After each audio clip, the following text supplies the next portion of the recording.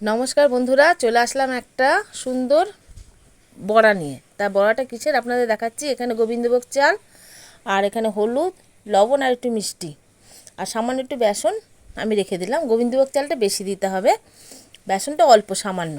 আর এখানে আমি রেখেছি আর আর গোবিন্দভোগ চালের সঙ্গে আমি কাঁচা লঙ্কা বেটে রেখেছি। এখানে পোস্ত আছে, আর একটু হলুদ, লবণ, এখানে একটু মিষ্টি দিলাম। এখানেও কিন্তু কাঁচা লঙ্কা বাটা আছে পোস্তর সাথে। আর চাল কুমড়োটা এরকম করে ফালি করে নিয়েছি, একটা বাক্স মানে পকেট মতন করে নিয়েছি। এবার এটা আমি হলুদ আর একটু লবণ দিয়ে সেদ্ধ করে রেখেছি, খুব না, হালকা সেদ্ধ করে রেখেছি। এবারে আমি সব এগুলোকে সুন্দর করে রেডি করে নিয়ে আসছি, মানে এটা মেখে নিয়ে আসবো, এটাও মেখে নিয়ে আসবো, নিয়ে এসে আপনাদের দেখাচ্ছি।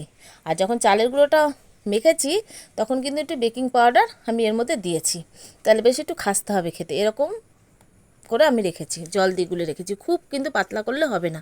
এইবার এরকম ভেতরে আমি সব পোস্তগুলো ভরে দিয়েছি। এইবার আমি এই গোলাটার মধ্যে চুবিয়ে এদিক ওদিক বড়াগুলো দিয়ে দেবো। সত্যি কথা বলতে এত সুন্দর এত সুন্দর খেতে হয়, মানে একবার যদি খাবেন, আপনারা খেয়েছেন কি না নিশ্চয়ই আমি জানি না, যদি না খেয়ে থাকেন একবার অন্ততপক্ষে এরকম করে বানিয়ে খেয়ে দেখুন, তারপরে আমাকে কমেন্ট করে জানাবেন যে কেমন হয়েছে। সত্যি কথা বলতে ভীষণ ভালো হয় এরকম করে। আমরা সে ছোট্টবেলা থেকে এই রান্নাগুলো না সব আমি আমার মায়ের কাছ থেকে শেখা।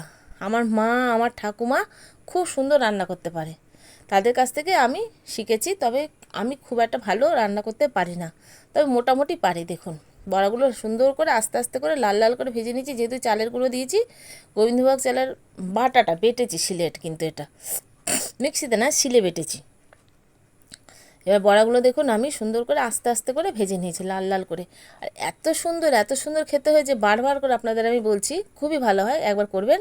তা দেখুন আজ ভাত দিয়েছি, চাল কুমড়ো করেছিলাম ওই দিয়ে, নারকেল দিয়ে আর মুগ ডাল দিয়ে, পোস্ত ছিল, আর এই বড়া। এই ছিল আজকে আমাদের দুপুরের রান্না।